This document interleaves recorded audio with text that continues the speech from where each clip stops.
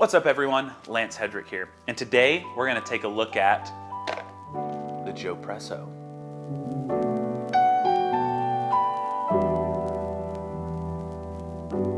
Now before we get into this, I would ask that you hit that subscribe button, hit the like button, maybe leave a comment below because we're going to get into this and it's going to be fun. Also check out my Patreon below if you enjoy what I do.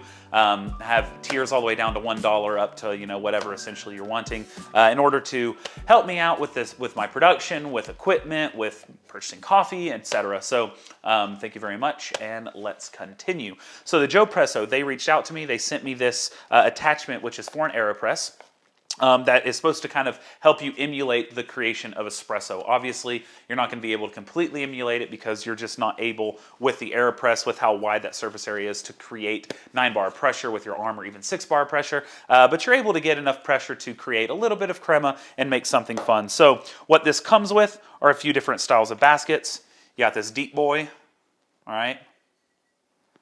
You get this smaller one, a little bit more shallow. It holds about 16, 17 grams, I've found, and that's filling it up.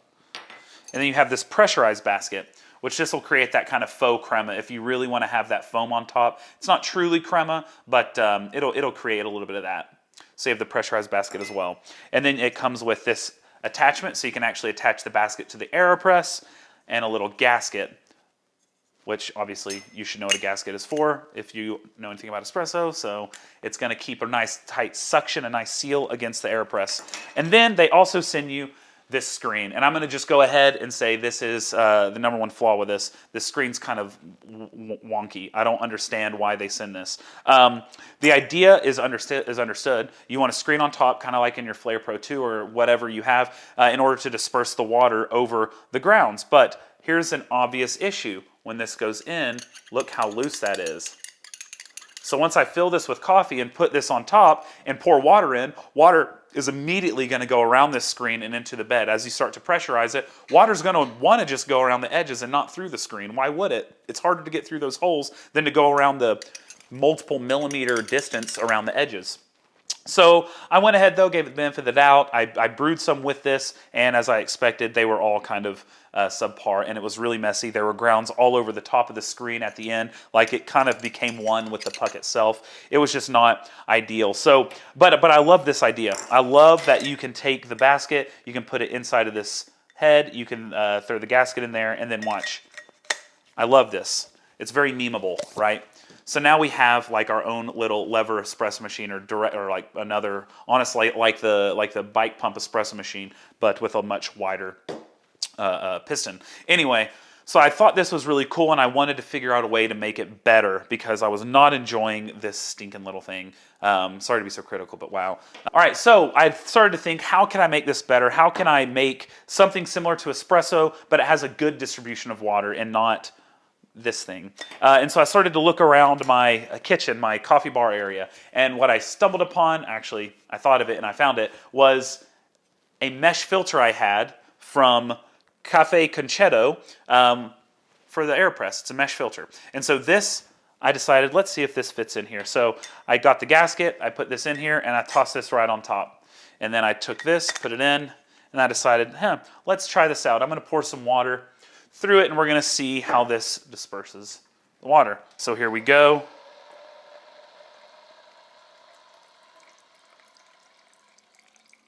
As you can see, it comes out really nicely. Sort of like a shower screen on an espresso machine. So once I figured that out, I saw that it fit in there with the basket as well, and I started to make some espresso doing that. So what I'm going to show you next is I'm going to do like a normal style of espresso with a little bit of pre-infusion, and I'm going to push as hard as I can and see if we can get some crema out. And then after that, I'm going to do what is referred to as the Rao Filter 2.0 coffee. So Scott Rao made a couple months ago a recipe for the decent espresso machine that it kind of replicates filter coffee. You pull a 1:4 ratio, really concentrated high extraction coffee, and you dilute it to a drinking strength, and that kind of replicates filter coffee. I have found that you can do that on the Aeropress as well with this attachment. It does entail a lot of manual labor, but if you don't have an espresso machine at home and you've been curious to try that out, I am going to show it here. So we're going to do a kind of traditional espresso shot using this, and then we'll do the filter 2.0 method. Let me get all this cleaned up and prepped, and we'll be ready now. All right, so once you have everything ground and put in there, plop it in here. I toss the gasket on top. Then I put my little dispersion disc. It's really a filter, but I use it as a dispersion disc. And you just twist it in place really tightly. Now I am using the stand from the Espresso Forge, which I did a video on last week, in order for you to be able to see what's going on down here. And then I'm going to put my cup underneath. Boom. On my scale. I'm going to fill this up with water. And we will start this shot.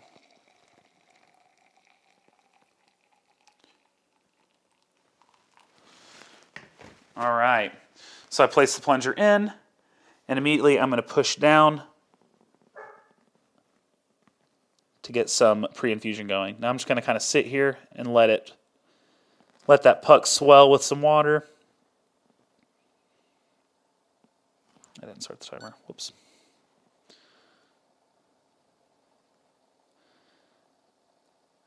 All right, after about 20 or 30 seconds, then I'm going to push as hard as I can in order to ramp up to make some sort of crema. And here we go.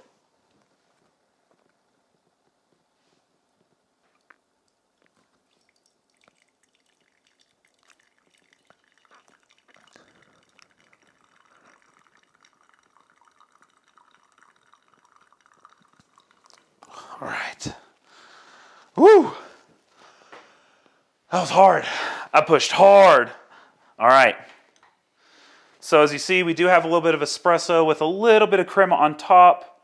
So you can see we do have a little bit of crema on top. Obviously it's not a lot because as hard as I push, I'm not going to get up to that level where we're going to get that thick crema. It's already starting to dissipate. But I'm going to go ahead and measure what the refraction of this is so you can get an idea of what the TDS is. And as you did notice during that pushing, some of the water did come out of the sides a bit, which I have not been able to stave off regardless of how hard I try. It's not been a huge issue. It's not really bothering me too much, just makes a little bit of mess. But anyway, I'm going to measure this real quick. We'll be right back. All right, so I just took a refraction of it. Now, keep in mind that typically espresso is around 7, 8, 9, 10, 11 TDS, depending on how you're pulling it, what ratio you're pulling it at. I did 12 grams of coffee in on that, and I stopped it at about 41 grams out. So that's over a 1-to-3 ratio. I should have stopped it sooner, but I didn't. Anyway, the TDS of that was 6.23, which is actually shockingly high, and that gave me actually a little over like a 20-ish, 20.5% extraction. Now, I'm going to go ahead and take a sip though, because those numbers don't mean anything if it doesn't taste good. So, and this coffee is a very good coffee. It's from my friends out at Nomad in Spain. So, let's take a sip.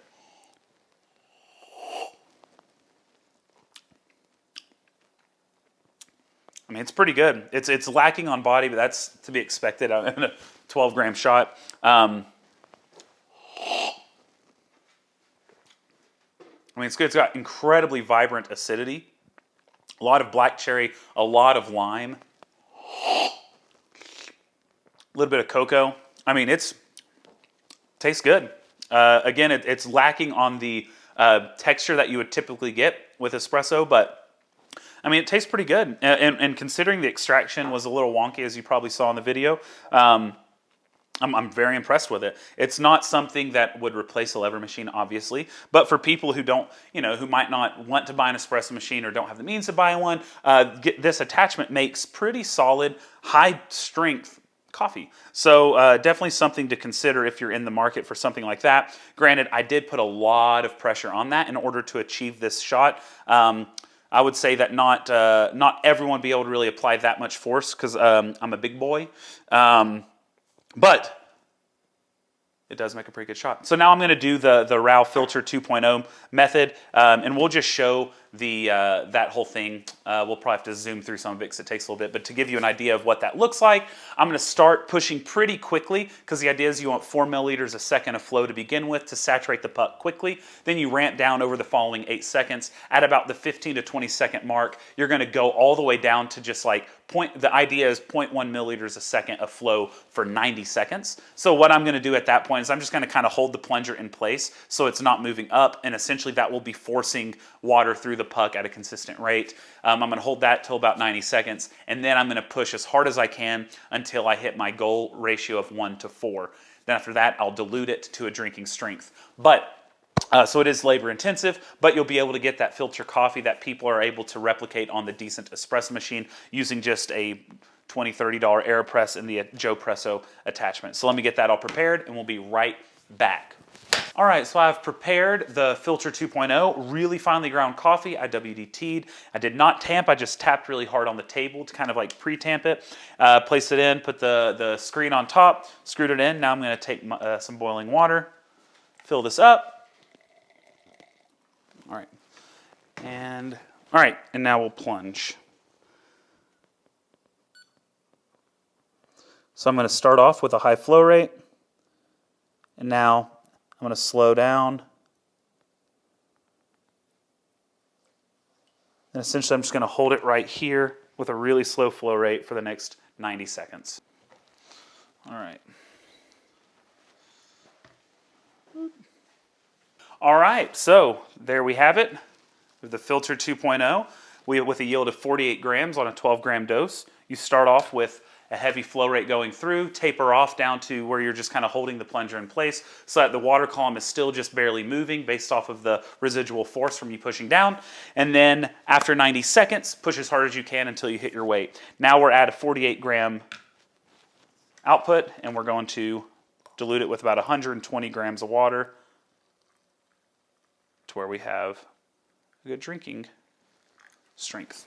All right, while this cools down, actually, I'm going to talk about the difference between the Prismo, which I'm sure a lot of you are asking what the difference is, and this. So the Prismo has a little plunge right in the middle, and it comes with this little mesh screen that you put right there, and it has its own little gasket. So there are definitely similarities here. But essentially what this is doing is it's replicating the Aeropress, but it's allowing you to do the normal method without anything going through until that plunge is open through force. So you can kind of let the water just sit there without it coming through. This has a basket just like on an espresso machine with really small holes that are giving you a lot of back pressure. So it is genuinely emulating an espresso machine by giving you back pressure along with the pressure forcing the water with using your arm. So there are differences between the two.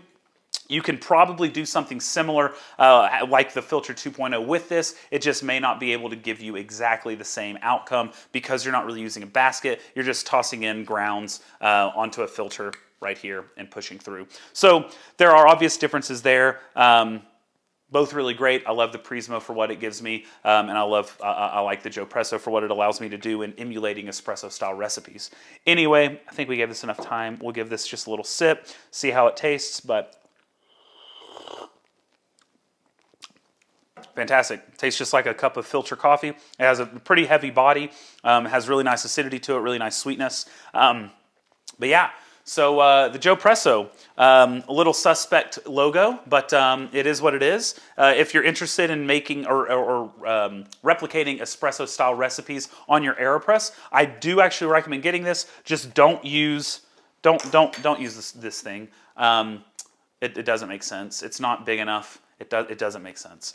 Get one of those screens that I was talking about by Cafe Concetto. I'll try to find a link and put in the caption below. That can act as a dispersion screen on top. Now, fair warning. It can spill water out, as I showed you during this, which, I mean, if anything, it'll just dilute your espresso by maybe a gram. It wasn't too much water.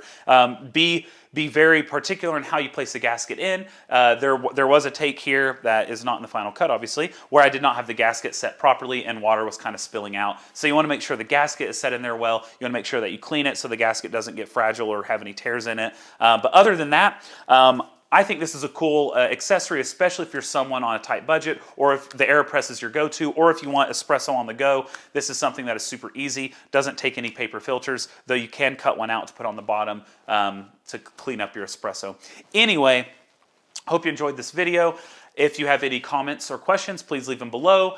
Check out the Patreon, hit that subscribe if you haven't already, and thank you so much for watching. I hope you brew something tasty today. I'm gonna sit here and chug this Nomad El Salvador Black Honey Processed coffee, and cheers.